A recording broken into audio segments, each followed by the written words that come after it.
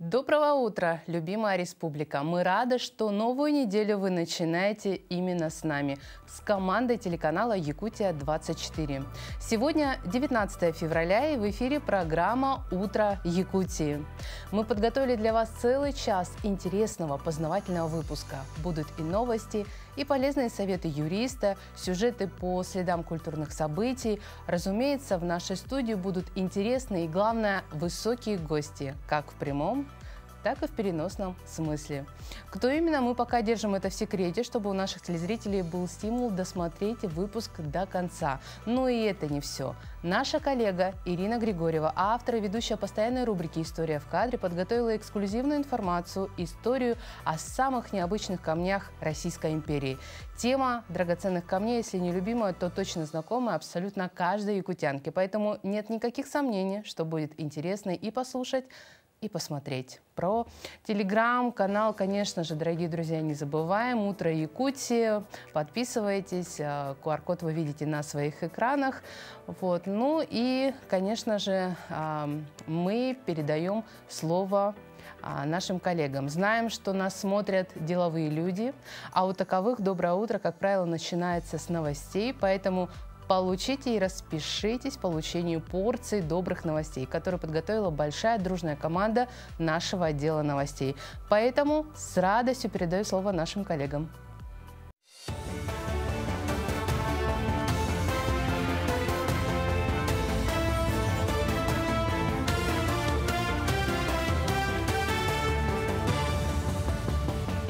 Коллеги, доброе утро. Доброе утро, Якутия. Сейчас предлагаем блок новостей. Более 80% россиян планируют принять участие в выборах президента, свидетельствуют результаты опроса Фонда «Общественное мнение». По его данным, 57% респондентов заявили, что совершенно точно поучаствуют в голосовании. 13% сказали, что скорее пойдут на выборы, чем нет. В них, вероятнее всего, примут участие еще 13% опрошенных. Среди тех, кто намерен участвовать в выборах, 81% ответили, что собираются голосовать за Владимира Путина. По 3% за Леонида Слуцкого и Николая Харитонова, 2% за Владислава Дованкова. Особо талантливым аспирантам, занимающимся научной работой, пообещали по 75 тысяч рублей в месяц от президента за исследования в сфере искусственного интеллекта, энергетики, экологии и медицины. Претендовать на стипендию смогут аспиранты граждане России, которые учатся очно. При этом они должны заниматься научными исследованиями по приоритетным направлениям и готовиться к защите диссертаций. Обязательное условие – утвержденная тема квалификационной работы и наличие у соискателя одного или нескольких руководителей. Именно последние выдвигают аспирантов на соискание стипендий. Торжество молодости, энергии и креатива в Якутске завершился 4-й фестиваль «Мусустар». В этом году он собрал около 2000 участников со всей республики. Как отметил президент России Владимир Путин в своем приветственном слове к участникам, фестиваль помогает юношам и девушкам раскрыть свои таланты в разных сферах творчества. В этом году для молодежи Якутии было предложено 14 разных направлений, таких как агропроизводство, спорт, цифровая наука, туризм и многое другое. Ну а главное, объединяющей темой фестиваля стал девиз «Вместе победим». Знаете, с каждым годом фестиваль становится масштабнее, с каждым годом больше и больше ребят во всех районах принимают участие. И сейчас вот 2000 участников со всей республики приехали сюда. Это победители уже районных мероприятий, представители самых разных индустрий. И в этом году вот по 14 трекам разные мероприятия проведены. Я вот встретился с победителями, конечно, очень рад, очень позитивная, хорошая, светлая энергия от них идет. И, безусловно, этот фестиваль уже состоялся именно как фестиваль, который помогает нашей молодежи расти, образовываться, идти вперед, получать новые компетенции, самоутверждаться. Напомню, в этом году фестиваль прошел под эгидой «Года семьи в России» и «Года детства в республике». Итак, один из многочисленных корнеров фестиваля украсили яркой пульсирующей скульптурой в форме сердца. А на главной сцене фестиваля состоялась церемония бракосочетания 19-летних Алены Петровой и Николая Васильева. Молодым супругам вручили 50 тысяч рублей в рамках господдержки и сделали подарок от организаторов фестиваля. В Якутске презентован новый анимационный мультфильм «Айталы. Волшебная сила» производства нашей телекомпании. Юные якутяне впервые увидели многосерийный мультфильм в декабре прошлого года. Сериал включает 20 серий и повествует о приключениях мальчика Айтала и его друзей. Герои нового мультфильма, созданные в анимационной студии НВК «Саха». На презентации ребята играли в игры, прошли тематический квест, посмотрели мультфильм, встретились с артистами озвучки. Также подведены итоги конкурса на лучший рисунок. Участие в конкурсе приняло более 300 детей со всей республики. Напомним, в прошлом году в студии НВК «Саха» был создан многосерийный мультфильм «Токку». Наша первостепенная задача – это распространение якутского языка, чтобы дети через красивых, ярких, интересных героев узнали свою культуру, свои традиции, свой родной якутский язык. И это подмечают родители, учителя якутского языка, воспитатели детских садов. Мы работаем в тесной связке с ними. И вот такие мероприятия у нас будут традиционные. Да? Все, конечно, уже сейчас спрашивают, ждут наш фестиваль анимации. Он в этом году будет еще больше, поскольку там будут проходить и мастер-классы по анимации, и конкурсы, и игры, и будут приглашенные спикеры. Все мультфильмы вы можете найти на сайте tunyk.ru, а также в Ютубе на странице Saha Kids.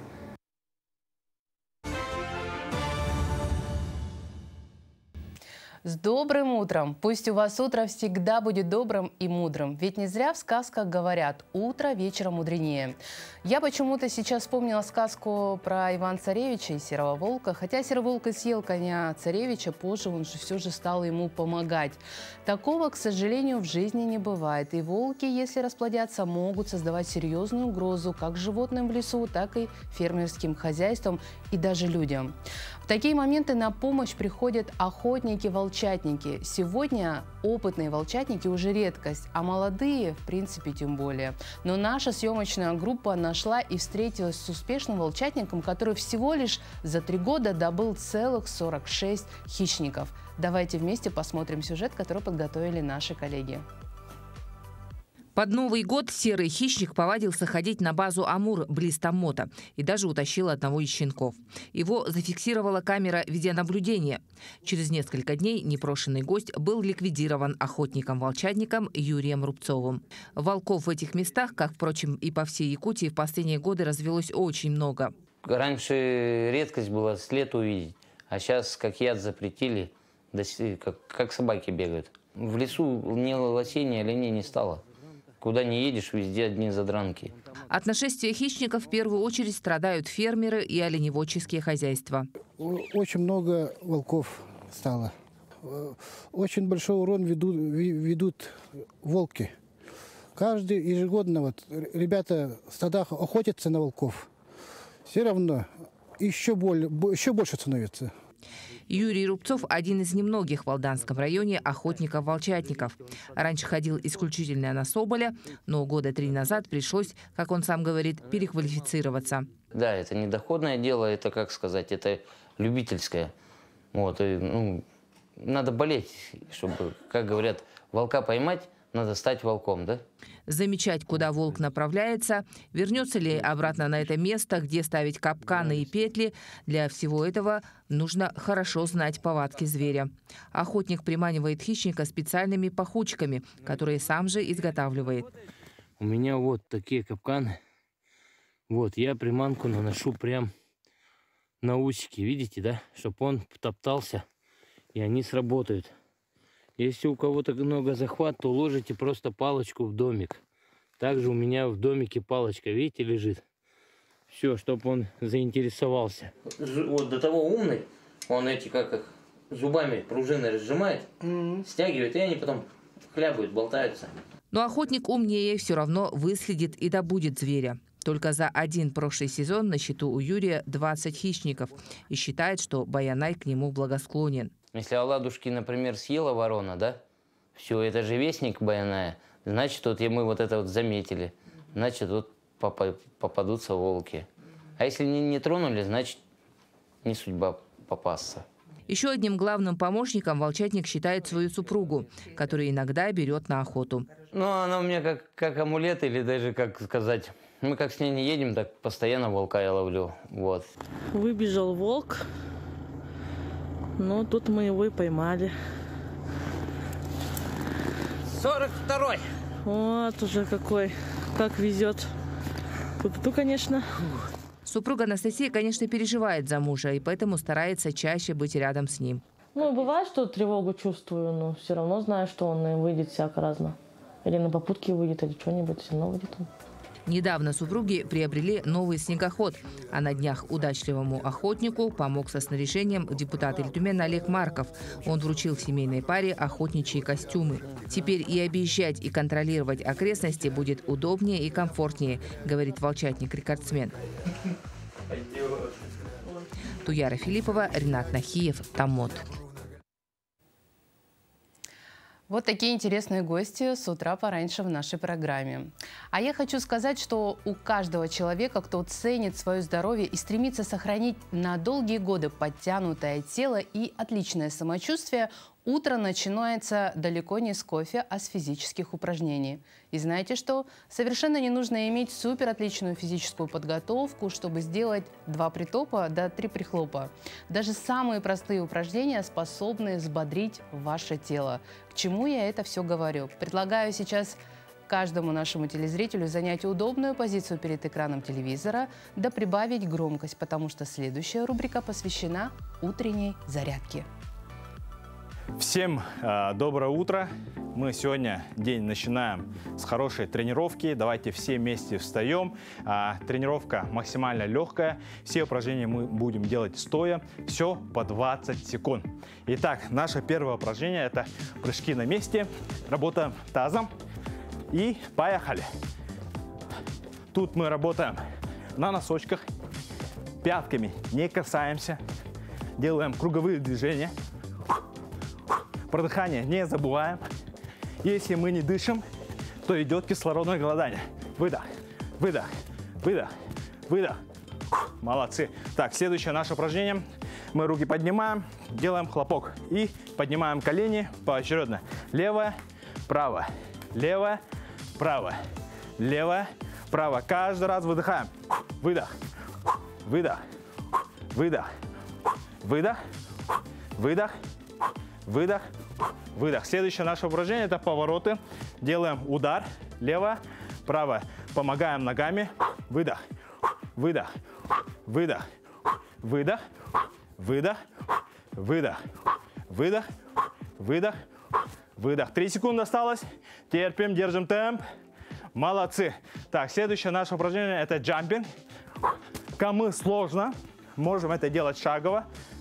У кого больные суставы, у кого тяжелый вес, а у кого получается, мы это делаем в прыжке. Выдох, выдох, выдох, выдох, выдох, выдох.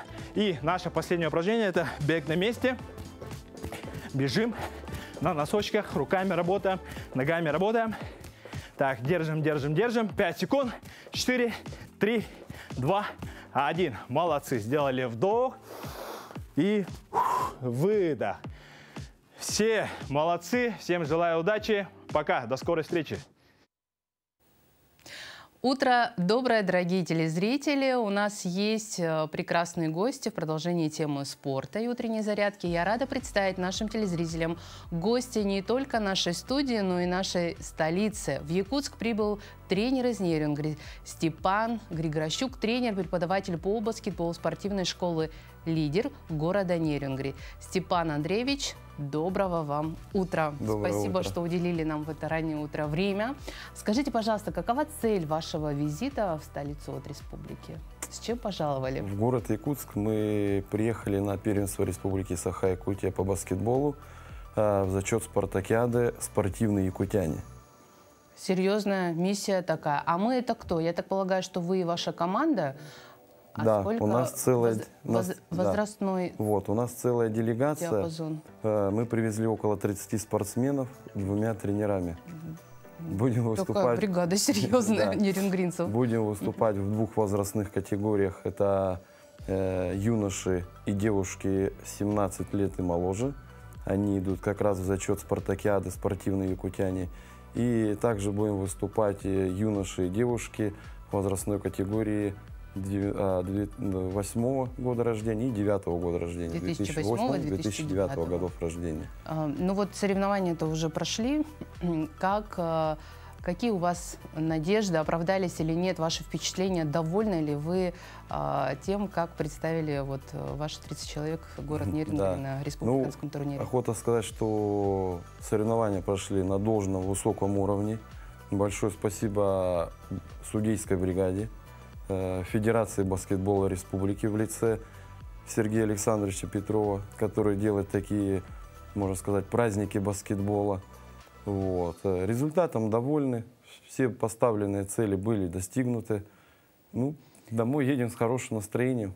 Вот вы сказали, что хорошая организация. А по каким критериям определяется качество и вот высокий уровень мероприятия? Что включает в себя? Ну, в соревнованиях принимало участие среди юношей в зачет спартакиады более 17 команд. То это есть, если умножить на 30? Нет, это если умножить на 12. На 12, так. То есть более 200 спортсменов в зачет спартакиады. В возрастной категории 2008-2009 более 7 команд, это по юношам.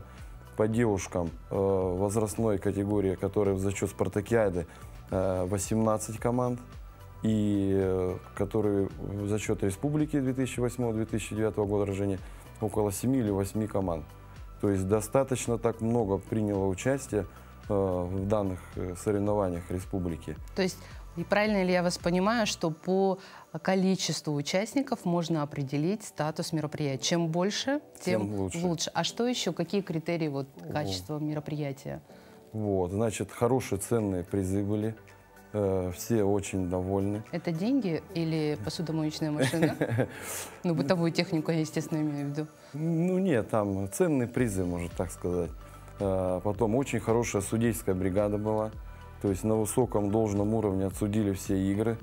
То есть, чтобы не было ни у каких команд, никому претензий. Спорных моментов. Да, и спорных моментов не возникало. То есть все, можно сказать, на высшем уровне. Также федерация подготовила специально фотозону. Они, кстати, большие молодцы в этом плане. На протяжении вот уже 2 лет они на каждое соревнование отдельную фотозону, всегда разную. То есть команды выходят, фотографируются, там логотип баскетбола. Ну, интересные такие моменты придумают, креативные, можно сказать. Чтобы было интересно. Да, спортсменам, да, что не просто на фоне там кольца, там какой-то стены, а вот прям хорошая такая фотозона, молодцы, они подходят ответственно к этому. Вы тоже сделали фото? Обязательно. Да, вот на память, да? На память. Я примерно поняла, но тут у меня еще момент. Вы уезжаете, конечно, довольны организацией мероприятия спортивного, но бывает ли у вас разбор полетов по приезду домой? Да, обязательно. Что это, кнут или каждое пряник? соревнование – это обязательно кнут с пряником. Каждое соревнование, они подключают в себя такие моменты, что надо исправление ошибок. Если ошибки не исправлять, то ты получишь опять по тому же месту, как говорится. С той же силой. Да, вот. Поэтому, да, по приезду мы садимся у нас в хорошем спортзале, в теплом, и разговариваем, разбираем, кому что было непонятно, кто неправильно какие-то делает элементы, там, передачу неправильной рукой, неправильной стороны, техника броска, допустим, неправильно, там, у кого-то физических качеств чуть-чуть не подхватило, значит, надо направить какие-то дополнительные упражнения. А с волнением приходится бороться? Ну, вот артисты, когда выходят на сцену, они Это неотъемлемая часть любого, мне кажется, спортсмена, переживания перед стартом. Когда у них пульс зачастую подскакивает там, до 120, до 150 ударов в минуту. Это называется адреналин, выплеск адреналина в крови. Конечно, приходится успокаивать. Также спортсмен же, чтобы успокоить, может делиться на два вида. Либо он лев, либо он заяц. Зайца надо погладить, если он лев, ему надо сказать «ух». Молодец. Да. Не могу не спросить, действительно ли в баскетбол принимают только высоких? Ну, это неотъемлемая часть вида спорта, рост. Но от скольки есть надежда попасть в сборную, да, хотя бы республики? Ну, так как... Да хотя бы школы районные. Ну, среднестатистический рост баскетболиста это, ну, 1,90 м, вот так вот будем брать. Но так как таких ребят мало у нас в республике, у нас, ну, средний рост, наверное, 1,80 м баскетболист, но есть и меньше. Ну, те ребята, которые меньше ростом, им нужна, соответственно, больше скорость. А те, которые ребята повыше, они намного используют свои физические данные, ростовые данные, и за счет этих моментов забивают очень много очков тем ребятам, которые поменьше. А как вообще вы в целом оцениваете развитие баскетбола в нашей республике? Вот, это очень хороший такой вопрос. Ждем подробный ответ. Да. Развитие баскетбола в республике Саха-Якутия вот начало семимильно развиваться. То есть, ну, не всем не секрет, что Нерюнгринский район, он изначально был городом баскетболистов. Там был профессиональный клуб БК «Шахтер». Потом он переехал в город Якутск, здесь был баскетбольный клуб БК «Саха». Ну, потом в связи с финансированием немножко что-то не получилось, ну, распалась команда. Но это не помешало развитию все равно? Не помешало нисколечко, потому что вот сейчас новый формат, пришел новый президент федерации, Петров Сергей Александрович, он молодец, рьяно борется за работу, он любит, очень сильно любит вид спорта. Баскетбол развивается, можно сказать, вообще семимильно. На мужских сборных, которые вот будут, кстати, вот, можно сказать, через неделю, собирается около 20 команд, как мужских, так и женских. То есть даже отдаленные улусы приезжают на чемпионаты республики. То есть уже можно сказать, что в каждом улусе есть команда баскетбольная. Как здорово, как здорово. Степан Андреевич, спасибо вам огромное за подробную беседу и даже за историю такую, да, вот, баскетбола в республике. Мы желаем вам самых прекрасных успехов, дальнейших прекрасного участия, вот, побед вот, не только на республиканских, но и, дай бог, на российских соревнованиях. Спасибо вам большое. Ну а мы продолжаем нашу программу. «Кто не помнит прошлого, у того нет будущего», гласит известная цитата. Поэтому в нашей программе мы всегда оглядываемся назад и смотрим, что же интересного было в этот день. И вот какое историческое интересное событие мы нашли сегодня для вас. Оказывается, 19 февраля 1992 года вышел указ президента России об образовании компании «Алмазы России Саха». Именно так звучит полное название известной всем компании «Алроса». Как я уже выше отмечала, о драгоценных камнях, алмазах мы говорим более детально попозже. А вот какие еще интересные события и профессиональные праздники отмечаются именно в этот день, смотрите в нашей следующей рубрике «Даты и события».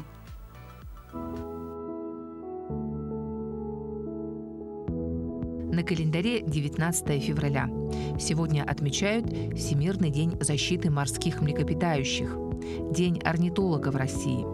По народному календарю Вукол-телятник, жуколы. Считалось, что с этого дня начинают появляться на свет телята. Говорили, что мороз в этот день обещает бурную весну, сухое и жаркое лето.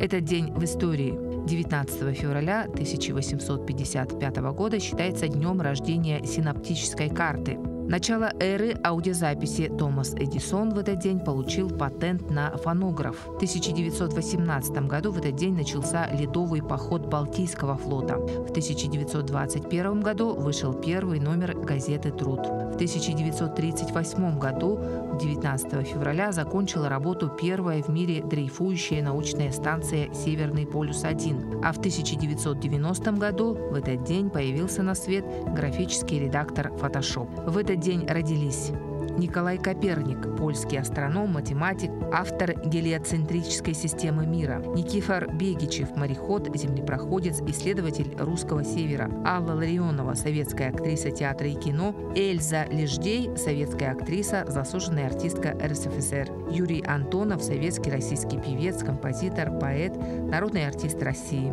Именины сегодня у Александра, Анатолия, Арсения, Василия, Дмитрия, Ивана, Кристины, Максима, Марии, Марфы, Севастьяна и Юлиана.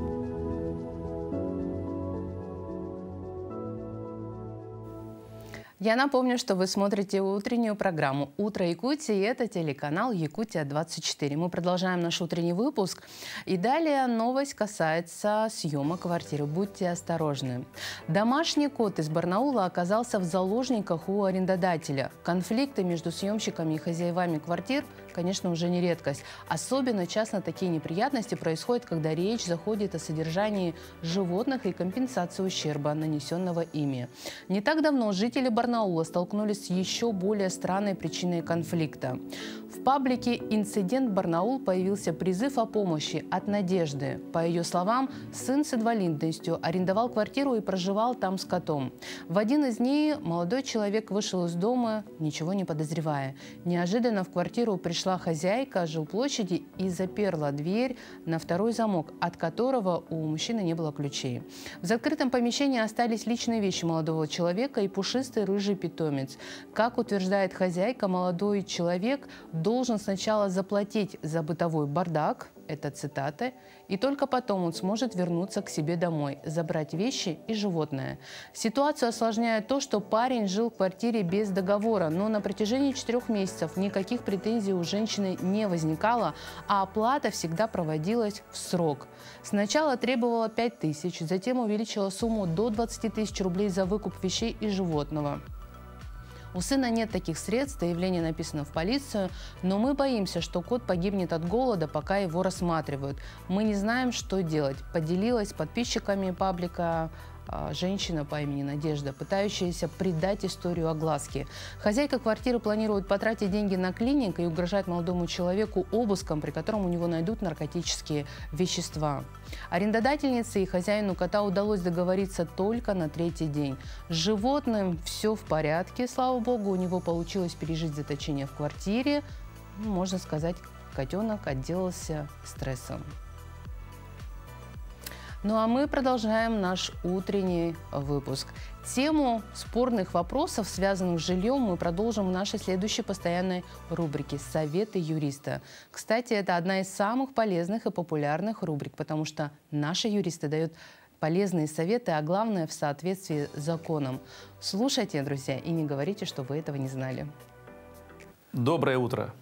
Порой в жизни возникают ситуации, при которых в вашей квартире или доме бывают прописаны лица, с которыми вы уже по каким-то причинам не живете или вовсе никогда не жили и не знакомы с ними. Поверьте, и такое бывает. Какие же действия следует принять, чтобы их выписать? Об этом мы с вами и побеседуем в ближайшие несколько минут. Во-первых, необходимо знать, что для этого вы должны обладать правом собственности на свое жилье. Во-вторых, следует самостоятельно связаться с лицом, которое вы желаете выписать, и попросить его сняться с регистрации добровольно. Если же человек не выходит на связь, все время оттягивает выполнение вашей просьбы или вовсе напрямую отказывается, то тогда вам следует прибегнуть к помощи районного суда.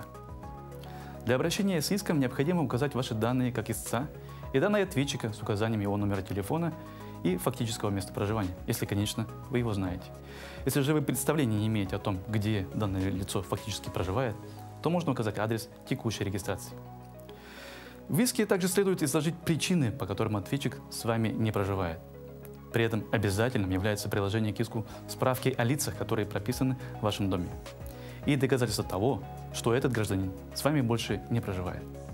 Таким доказательством может служить, к примеру, справка участкового уполномоченного. Далее вам необходимо будет направить копию иска в адрес ответчика и только после этого подать его в суд. После чего следует ждать извещения суда о рассмотрении дела. Такого рода споры рассматриваются в течение 2 месяцев. Подробнее о порядке предъявления и рассмотрения иска вы можете ознакомиться в Гражданско-процессуальном кодексе Российской Федерации. На этом у меня все. Знайте свои права и умело ими пользуйтесь. До свидания.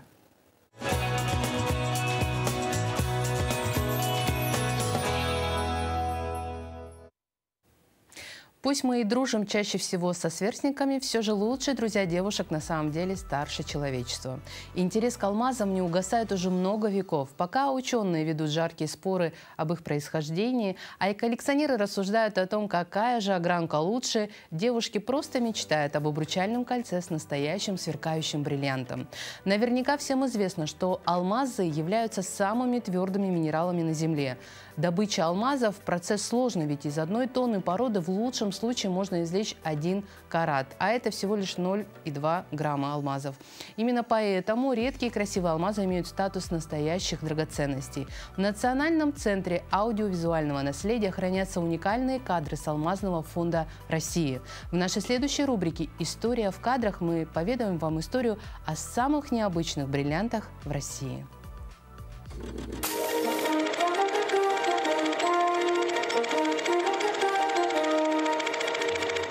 Меня зовут Ирина Григорьева, я ведущий археограф Национального центра аудиовизуального наследия Республики Саха-Якутия. Сегодня у нас необычный выпуск, который особенно понравится всем любителям красоты, особенно женщинам. Увидим и насладимся кадрами фильма «Восточная студия кинохроники» 1969 года, который сняли для истории сценарист Белокуров, режиссер Бабаян и оператор Махов. Большая императорская корона. Ее венчает драгоценный камень шпинель весом 400 каратов. Почти 5000 бриллиантов, золото, серебро и жемчуг соединились в этом произведении искусства. Шпинель – единственное красочное пятно среди моря играющих бриллиантов и матового сияния жемчуга. Алмаз – шах. Его история уходит вглубь веков. Об этом говорят искусно нанесенные надписи. Первая означает 1591 год и имя индийского правителя. Вторая – 1641 год. Тогда он принадлежал великому моголу. Одно из 7 чудес украшает браслет, принадлежавшему Александру Первому. Это портретный камень, самый крупный в мире плоский алмаз редкой чистоты. А это цейлонский сапфир старинной индийской огранки весом 258 каратов. Поистине сказочное сокровище России. Чтобы сберечь их, советское правительство в 1920 году в разгар гражданской войны, голода и разрухи издает декрет о создании государственного хранилища ценностей. Этот декрет подписал сам Владимир Ильич Ленин. А в 1922 году правительственная комиссия во главе с академиком Ферсманом приступила к изучению исторических ценностей, ставших достоянием народа. Так было положено начало алмазному фонду страны. За короткий срок родилась отечественная бриллиантовая промышленность, оснащенная первоклассной техникой. Алмазы Горняк, Валентина Терешкова, Вилюй. Сами имена этих алмазов отражают наше время. Память о выдающихся якутянах увековечивают в именных алмазах. Компания «Алроса» поддерживает эту славную традицию 1959 года. Алмазы названы в честь героев социалистического труда, героев Великой Отечественной, выдающихся государственных деятелей в разных областях. Например, именем Валерия Кузьмина, командира Якутского объединения авиаотряда Якутского управления гражданской авиации, назван алмаз 56 каратов. А в 1956 году драгоценному камню было присвоено имя народного писателя Дмитрия Сивцева-Сорунамулана. Сейчас мы видим процесс рождения бриллианта. Наносятся грани. Их должно быть не менее 57. Только тогда камень засверкает всеми цветами. Алмаз – это не только будущий бриллиант, это символ технического прогресса.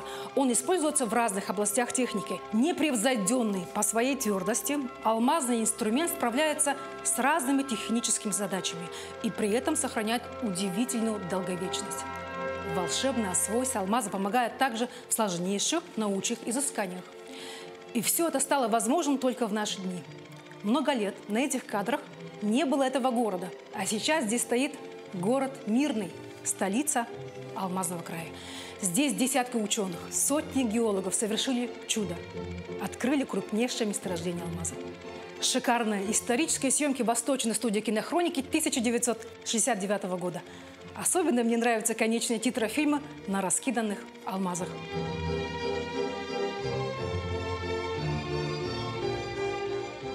Это была рубрика «История в кадрах». Изучайте историю вместе с нами. Это интересно.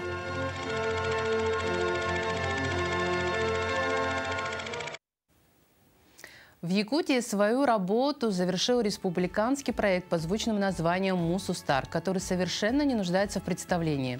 По сложившейся доброй традиции фестиваль собрал молодежь со всей республики. Новые знакомства, новый багаж знаний по разным направлениям – это то, что получают участники фестиваля. Одна из таких полезных программ – «Стартуй к бизнесу». Подробнее об этом мы поговорим с начальником отдела образовательной поддержки Центра «Мой бизнес» Анной Филипповой. Анна Ильинична, здравствуйте. Здравствуйте. Ну, пожалуйста, расскажите нам вот о треке «Стартуй к бизнесу», в работе которого вы, я знаю, принимали непосредственное участие. Центр «Мой бизнес» ежегодно в рамках молодежного фестиваля «Мусустар» проводит деловую игру «Команда моей мечты». В этом году игра прошла немножечко под другим форматом, но сохранила основные принципы традиционного его проведения. Но мы как знаем, что сам фестиваль, он проводится целью консолидации нашей молодежи, целью формирования тех или иных навыков и компетенций для них. Также вот трек «Стартуй к бизнесу» проводится с целью формирования предпринимательских каких-то навыков для наших молодежи, чтобы мотивировать их к открытию бизнеса. И вот эта вот игра как раз, она моделировала бизнес-отношения, рыночные отношения в ходе игры. Сама игра состояла из двух этапов. Первый этап, он прошел у нас 30 января в онлайн-формате, в котором приняло 31 муниципального образования, выставив команды в общем количестве 217 человек. На финал было отобрано 10 лучших финалистов команд у наших муниципальных образований, и мы приняли у себя 10 команд в количестве 70 человек. Эти 10 команд сыграли в деловую игру на вот лучшие свои бизнес-стратегии и на то, чтобы заработать как можно больше денег. В результате было выявлено в ходе интенсивной борьбы 3 победителя, которые были награждены денежными призами от Центра «Мой бизнес» и организаторов фестиваля. А вообще вы довольны активностью проявленной? И если сравнивать с прошлым годом, нынешний год, какой-то рост, развитие наблюдалось? Я думаю, что такое развитие было не только в количественном составе, но прежде всего, мне кажется, и в качественном. Те команды, которые в прошлом году не смогли пройти финал, либо не стали победителями, они учли свои ошибки, они учились, в том числе и у нас в центре проходили образовательные программы и смогли в этом году достойно выступить. Так что вот этот фестиваль, он не только единовременный характер носит, но и длительный, в течение года. То есть, получается, с прошлого года те участники, которые в прошлом году, скажем так, достойно не смогли принять участие, они уже в течение всего этого года до следующего фестиваля «Мусустар» работали над собой. Какие-то у вас будут образовательные программы продуманы до следующего фестиваля? Сейчас уже можно говорить? Конечно, мы можем говорить. Мы запланировали в этом году специальную образовательную программу для нашей молодежи, помимо тех, которые у нас были. Это образовательная программа «Я молодой предприниматель». Мы его практически планируем проводить ежемесячно, кроме летних месяцев и тех месяцев, где предполагают, что могут быть студенты заняты во время сессии. «Я молодой предприниматель», и мы призываем нашу молодежь присоединиться и пройти обучение по этой программе. А также для подростков с 14 лет мы летом проводим образовательную программу «Бизнес-дети», олимпиада традиционная и игровые мероприятия для всех желающих. Вот вы сказали про программу, Анна Ильинична, я хотела бы сразу уточнить, как могут наши телезрители, которые в разных уголках республики смотрят, как могут подать заявку «Я молодой предприниматель» и для школьников 14 лет? Отличный вопрос, да. Вся наша программа, критерии какие-то анонсы есть? Размещаются на нашем портале moybiznes14.rf. Можно смотреть, и предваряющие анонсы на следующий месяц, они всегда у нас актуальны. А также посмотреть общий перечень наших образовательных программ. Они очень полезны и носят вот такой, вот, скажем, не только информационный, но именно образовательный контекст. Образовательный, Да. полезный процесс. То есть вы можете с уверенностью сказать и утверждать, что наша молодежь из муниципальных образований начинает уже активничать? Конечно, да, они начинают понимать, что и предпринимательством заниматься уже можно и выгодно. Не только в городе, но и в муниципальных образованиях, прежде всего. Не могу не попросить вас озвучить пожелания участникам, ну и всем участникам трека. По завершению работы фестиваля я хотела бы пожелать нашим участникам трека «Стартуй бизнес» фестиваля «Мусустар» дерзать, рисковать и притворять свои мечты в дело, может быть, открывая свой бизнес и собственные дела на благо нашей республики. Спасибо вам огромное за ваш вклад в развитие молодого предпринимателя. Да? А я напомню, что это Анна Ильинична Филиппова была в нашей студии, начальник отдела образовательной поддержки Центра «Мой бизнес». Ну а мы продолжаем нашу программу. К этой минуте мы подготовили новую порцию новостей. Передаю слово нашим коллегам из службы новостей.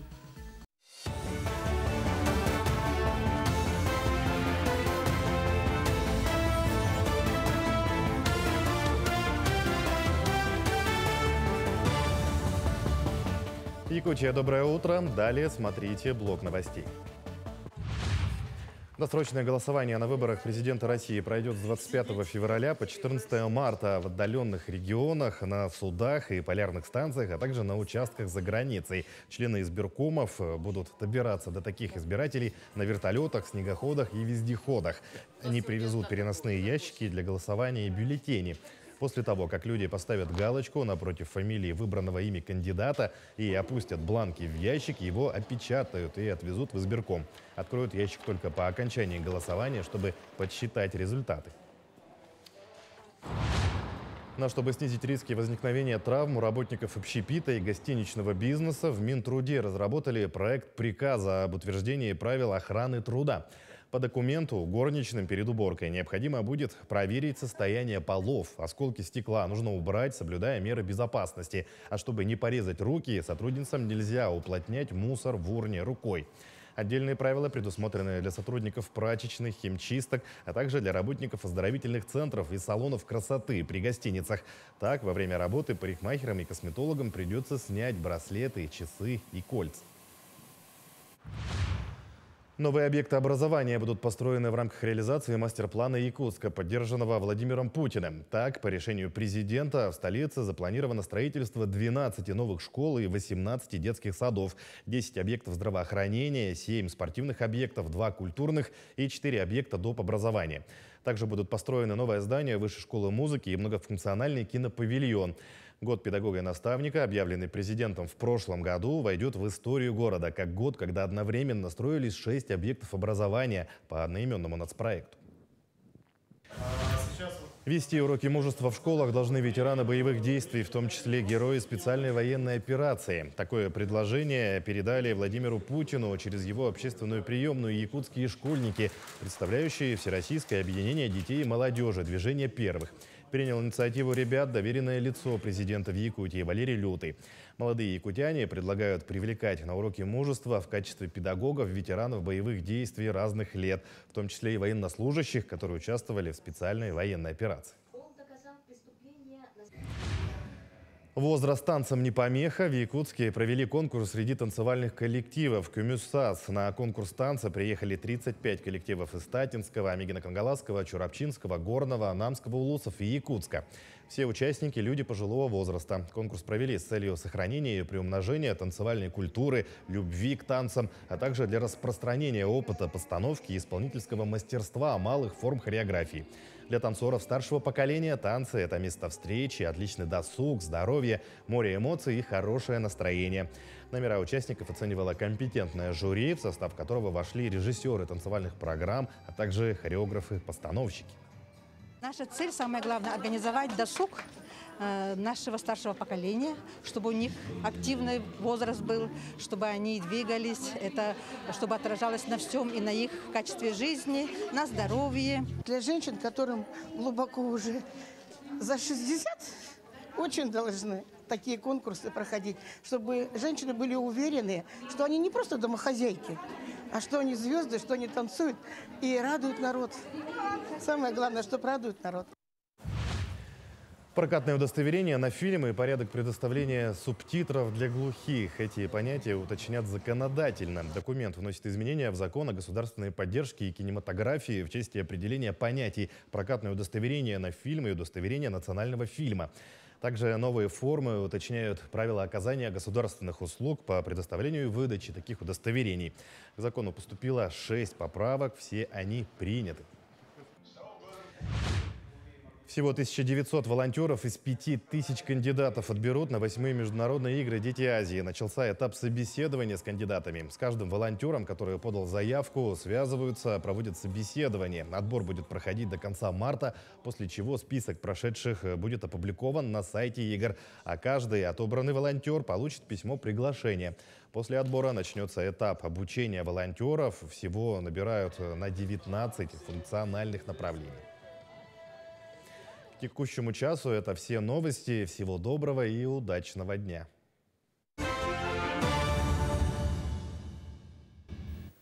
Спасибо нашим коллегам за подготовленную качественную информацию. А у нас для вас есть повод для гордости. В Доме кино Москвы состоялась персональная выставка «Наши землячки» художника Саргаланы Скрябиной. Она способна увидеть красоту в самых обыденных вещах. Трогательные работы, нежная живопись, чувственное творчество. Именно так отзываются свидетели выставки. Подробнее в сюжете наших московских коллег. Культовые якутские кинокартины «Царь-птица», «Джулур», «Не хороните меня без Ивана» объединяет рука одного мастера – художника Саргаланы Скрябиной. Ее авторский стиль отличается особой душевностью, рукотворностью, способностью увидеть красоту в самых обыденных вещах.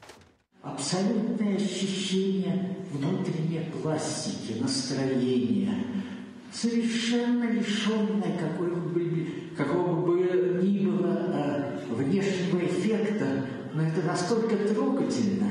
Я впервые могу про работы сказать не то, что как они написаны, как они, так сказать, образны. Нет, главное, что они трогают. В них есть душа.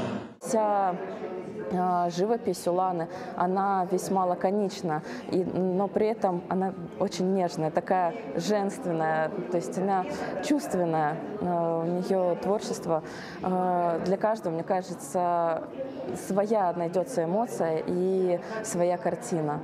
В 2023 году Саргалана Скрябина вошла в число лучших кинохудожников России за работу над фильмом «Не хороните меня без Ивана». На торжественной церемонии награждения ей вручили главный приз в номинации «Перспектива» гильдии художников кино и телевидения «Стальной Леонардо». Созданные ею картины отличаются совершенно поразительной визуальной стороной. И во многом эта визуальная сторона, она продиктована именно вкладом художника-постановщика Саргаланы Скрябиной. Ее эскизы очень просты, лаконичны и обладают невероятным магическим реализмом, завораживающим. Я уверена, что у нее гораздо больше талантов. И несмотря на такую какую-то внешнюю хрупкость, это человек, который будет создавать свой авторский мир, который совершенно четко прочитывается сейчас в ее работах. Я уверена, что она даже вполне возможно когда-то создаст свои авторские фильмы. Живопись, эскизы декораций к фильмам, раскадровки. Всего 19 работ украшает интерьеры Дома кино. Коллекцию собирали буквально по крупицам. Выставка Саргаланы Скрябиной состоялась во многом благодаря стараниям ее друзей и коллег. Большинство работ были доставлены в столицу из Якутска. В кинопроизводстве я уже, получается, в этом году как 10 лет работаю. Училась здесь, в Москве, в Авгике. Меня вдохновляет сама культура наша. С каждым годом, с каждым проектом я узнала и узнаю до сих пор о своей культуре много чего интересного.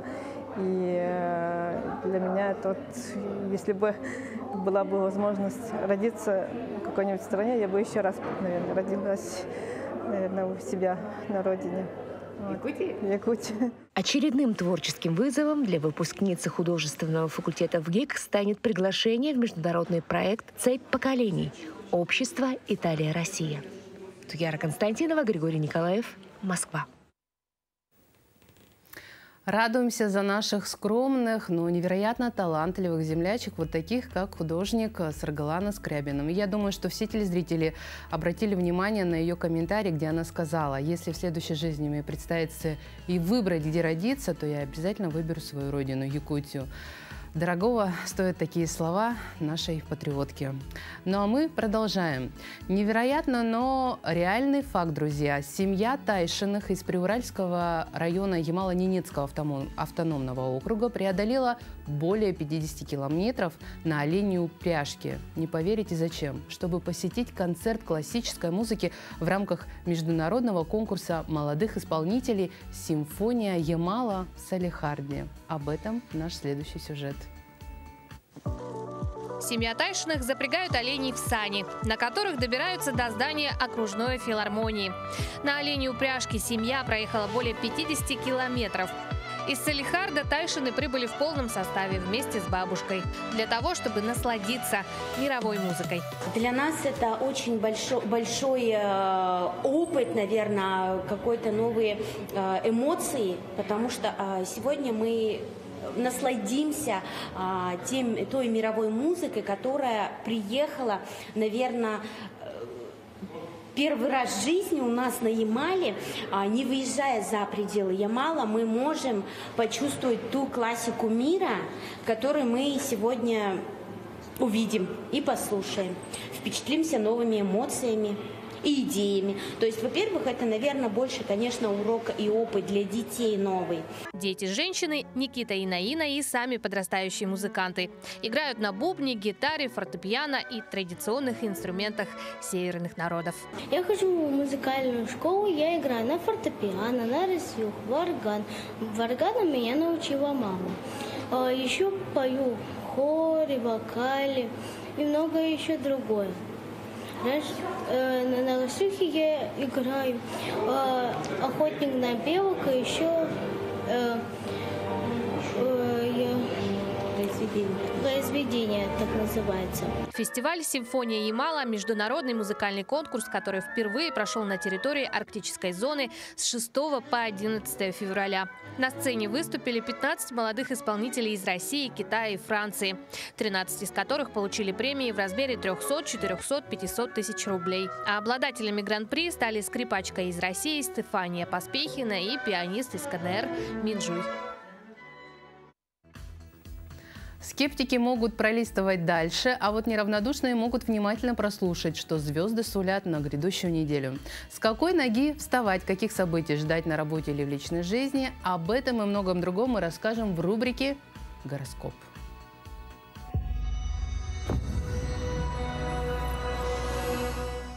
Овен. На этой неделе звезды обещают вам неожиданные повороты судьбы.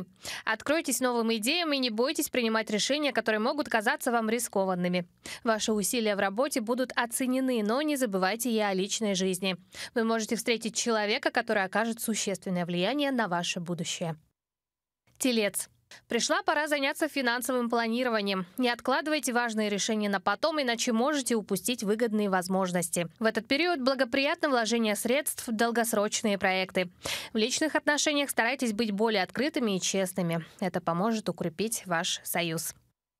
Близнецы. Эта неделя принесет вам много коммуникаций, которые окажутся полезными как в профессиональной, так и в личной сфере.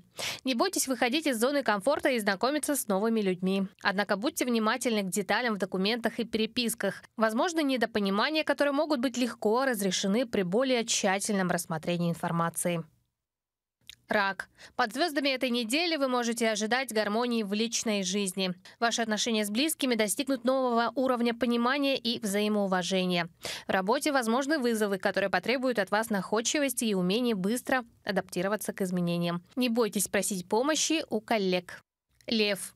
В этот период вам стоит обратить внимание на свое здоровье. Правильное питание, достаточный отдых и умеренные физические нагрузки помогут укрепить ваш организм. В профессиональной сфере возможно получение прибыли от ранее сделанных инвестиций. В личных отношениях избегайте конфликтов, старайтесь слушать и слышать своего партнера. Дева. Для вас наступает время перемен, которые могут касаться как личной, так и профессиональной жизни. Будьте готовы к новым проектам и неожиданным предложениям. Ваши аналитические способности помогут принять верные решения. В отношениях важно будет найти баланс между желаниями партнера и собственными потребностями. Не бойтесь выражать свои чувства и мысли. Весы. В начале недели звезды советуют вам обратить внимание на свои финансы. Это время подходит для пересмотра бюджета и планирования крупных покупок. В личных отношениях вас ожидает приятный сюрприз, который укрепит ваши чувства к партнеру. На работе возможны новые проекты, требующие творческого подхода. Скорпион. На этой неделе вы обнаружите, что ваша энергия и уверенность в себе находятся на высоком уровне. Используйте это преимущество, чтобы сделать шаг вперед в карьере или начать новое хобби. Ваши отношения с близкими людьми будут полны тепла и понимания, благодаря вашей способности глубже сочувствовать и поддерживать. Стрелец. Эта неделя обещает быть для вас периодом личностного роста. Вас ждут важные уроки, которые помогут лучше понять себя и свое место в мире. Не избегайте сложных задач на работе, они принесут вам удовлетворение и признание. В личной жизни возможно возобновление старых знакомств, которые окажутся неожиданно приятными. Козерог. Неделя начнется с необходимости сосредоточиться на деталях в работе. Ваша способность к анализу и планированию приведет к значительным достижениям. В личной жизни возможны небольшие недопонимания, но ваша честность и открытость помогут разрешить их. Уделите время уходу за собой, чтобы поддерживать энергию на высоком уровне. Водолей. Неделя принесет вам вдохновение для творчества и новых идей. Ваша интуиция будет особенно острой, поэтому доверяйте ей при принятии важных решений. В профессиональной сфере возможно признание ваших заслуг. В личных отношениях старайтесь быть более гибкими и терпимыми к мнениям других. Рыбы. Эта неделя обещает вам глубокие эмоциональные переживания. Вы будете особенно чувствительны к окружающему миру, что позволит вам лучше понять себя и свои желания. В работе постарайтесь избегать спешных решений и доверьтесь своему внутреннему голосу. Возможно, вы обнаружите новые хобби или увлечения, которые принесет радость и удовлетворение.